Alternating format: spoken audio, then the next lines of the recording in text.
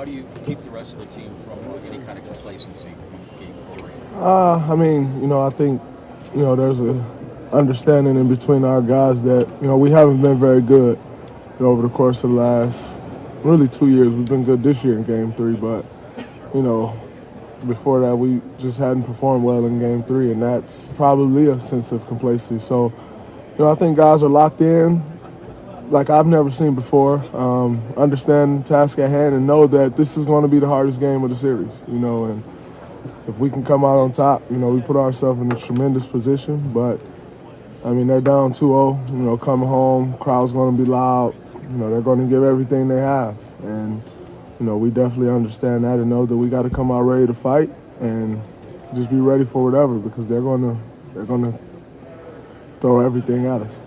You said at the beginning of the season that you want to crush Cavs. That was the feeling in your heart. Now, after these 2 games, are you feeling that you're near to accomplish that? No. We've been up 3 games to 1 before. There's no feeling of we're almost there. Got to play every game like you're down. And I think if you can keep that mindset, you'll eventually reach, the goal. But say we're up 2-0, we're good. Like, still got 2 more games to win, and those 2 will be way harder than the first 2. So, we just got to stay locked in like we've been. Remember, you just said that your teammates are locked in like you've never seen before. What makes you say that? Is there certain things that you see in your team? I mean, you just see, a certain amount of focus. You see a competitive level, of where, like, it hasn't been matched. And, that's a good sign. But just the way guys have been locked in, focused on the task at hand, I mean, it's been a special thing. And yet, in saying that, I think we can be so much better. I think the first game, we executed great, and we had 4 turnovers, but we didn't really make shots. The second game, we didn't execute very well, but we made shots, so now we need to put those 2 things together. But the one thing that has been constant is we've competed, and we've, been locked in on the defensive end. If we continue to do that, we'll always give ourselves a chance to win. How much better do you think the Knicks can be? I think they can be better, but I think if we continue to play our game and we get to our best, I think we'll be just fine. Draymond, everyone calls LeBron the best player on the planet. Is Kevin making a case that he's the best player on the planet? Number one, I think it's all someone's opinion of who they think is the best player on the planet. And LeBron is a great player, but K is great. I think KD is like a creative player. If you go and create this player and you can do everything you want to do, you're going to probably create Kevin Durant. And so he's special, but both of those guys are special. I don't think either one of them is out here playing, in this finals for the title of the best player in the world. They're playing for an title, an NBA title. And so I think that's the last thing on both of their minds is who's going to say who's better. Because at the end of the day, it don't matter. If you don't win, someone say, oh man, he's the best player in the world.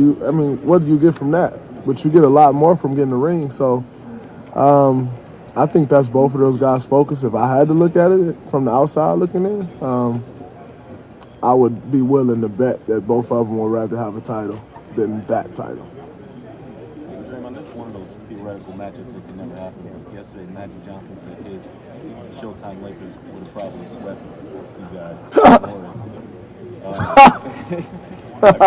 What are your thoughts on that? That's my thoughts. Do you think about like historical matchups? How you guys stack up against some of the teams? No, I don't, because I know it could never happen.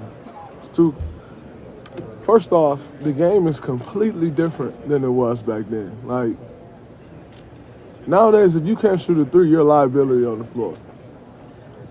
That wasn't the case back then, so I never understand when people try to compare eras and say, oh, this team could have beat that team, or they couldn't have beat that team, or this player was better than that player. So it doesn't make sense to me because you're kind of talking two different games, for real. So I never really understand that, nor do I get off into it. They were great in their time, we're great in our time. And, you know, respect that. You guys have gotten so many comments from players of that era, of previous eras, about stuff like this. Do you ever tell yourself that when you're at that point to try and not be like that? To give players of the new era credit? Or do you think you'll be defensive of what you guys accomplished as well? I think if you have self-confidence, you know, you don't really care about who's coming after you is doing.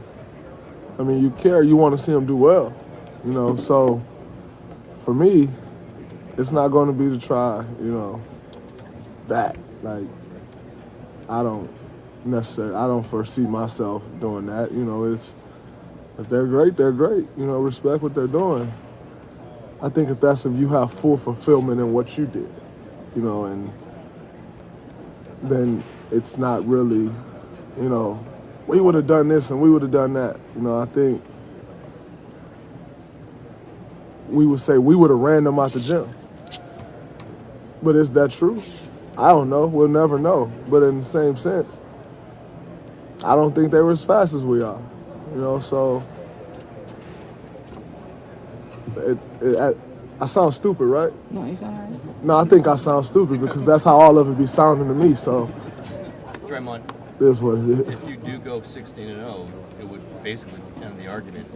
Is that on your mind at all, history? No, I don't think it ends the argument, though, because once again, it's two different eras. You're playing against different teams. So to say, if we were to go 16-0, we beat 4 teams 16 times in a row. But they weren't the 4 teams that they had to beat, you know, or whoever they beat. Like, I still don't think there's a comparison to make. Measured against maybe the difference of your competition. Like, And if you you're could- that much better than everybody else. Only thing you can ever measure is the numbers, just because it's right there in front of you. But I still don't think you can necessarily compare it. Now, that would be a great thing to do, and everyone wants to make history, but I want to win 4 games. And if that's 4-3, it's 4-3. If that's 4-0, great. But I just want to win 4 games. Championship is history. That's really the only history we need to You make. guys circled 73 wins last year, though, pretty clearly. You went for it, and you got it. You're not doing the same for 16 right now? No, we made that mistake of circling 73 and worrying about the wrong thing before. It don't matter. You know, like I said, it'd be great. It'll be a great story. But I don't think, you know, when I talk, if we were able to do that, I don't think when I talk about championship, I say we only team win 16-0. I say we won a championship. And so I think that's all that matters at the end of the day. What are the execution things that you said that you guys felt like you could improve on from game 2? Number 1, turnovers. You know, you turn the ball over 20 times in this gym, it's probably going to be pretty impossible to win. You know, that's when they get out, get dunks, they hit threes, the crowd gets into it even more, they feed off that, and, you know, they're a different team. So, you know, we definitely need to do that and just continue to use each other. You know, I think we did a better job of using each other and moving the ball in game 1 than we did in game 2. So, you know, if we can do that, which I have no doubt in my mind that we can, you know, and clean up on some of the defensive stuff. I think we made a lot of defensive mistakes in game 2. So if we can clean up on those couple things, put ourselves in a great position. Draymond, how much of that game here back on Christmas helped you guys find the right balance with Steph and KD and making sure that you kind of got everybody involved with the right mixture to kind of make things flow as well as they have been ever since? I don't necessarily think it made us find a balance, because I don't think we were ever necessarily searching for a balance. Even to this day, we don't say, oh man, we need to go to KD this much and Steph this much or Klay this. We don't do that. I think it just shows Steph we needed him to play his game. We needed him to be aggressive as he's ever been. We don't need you to not be aggressive to try to get everybody else involved. That'll happen because he demands so much attention that everyone else is going to get involved anyway. I think it showed us how aggressive we needed him to be, more so than finding a balance. Finding a balance is like, all right, how much do we need to lean on each guy? I don't really think we ever, I mean, there's times in every game where you're going to lean on someone, but we don't just go in saying we have to lean on this, we have to lean on this guy. We just play. And I think more so than anything, it really just showed us and Steph, we need you to be aggressive at all times. And everything else will figure itself out. Steve has mentioned how this situation could have been awkward with the, coaching in and out. How much of this smooth transition was because, how Mike, the ability that Mike Brown kind of handled the whole process? I mean, I think that was huge, the way he handled it. He never really changed anything up. He never tried to just impose himself on any situation. He just kept everything the same. Whenever Steve was around, hey, Steve, talk, so I think the only thing that was ever different is you just didn't hear Steve's voice on the bench. And other than that, he was always around. You'd always hear his voice. And like I said, Mike B just kept everything the same. He never made it about him. And that's not an easy thing to do. When you're coaching a team like this, it's so many guys will be quick to just make it about themselves and, hey, this is my chance to go prove this and give me another job, or, this is my chance for everyone to talk about me. He never made it about that. I think in every interview he did, he probably talked about Steve. He talked about the team. And that goes a long way in, making these transitions so smoothly the way we have. Draymond, you've been with Neymar at game 2. What do you talk to him? What kind of talk you talk? About everything, about soccer, about... Do you like soccer? I do. About life, basketball, but just about everything. How is Kevin's defensive role and defensive impact different here with you guys than it was when you were playing against them?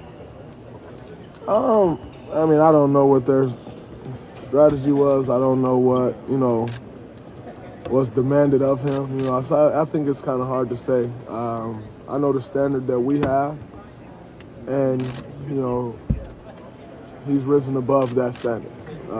So I don't think there was ever a situation where we didn't think he could defend. Hell, we played him in the Western Conference Finals last year, and he was probably the best defensive player on the floor. So I can't really speak on, what he did there or what his role was there, because I don't know the ins and outs of what they do. But did you know that he could have the impact that he's had for you guys? I did, because I watched him have it on us. Last year in the... Yeah, so I definitely knew he could have that impact for sure. Can he be more more impactful defensively just because he doesn't have quite the scoring burden on this team as he had earlier in his career? Does that make sense? Yeah, it makes sense. You mean like he doesn't have to save energy, I mean, that could be the case, but we still need him to go get 30, and he does that, so I don't know. Thanks, everyone.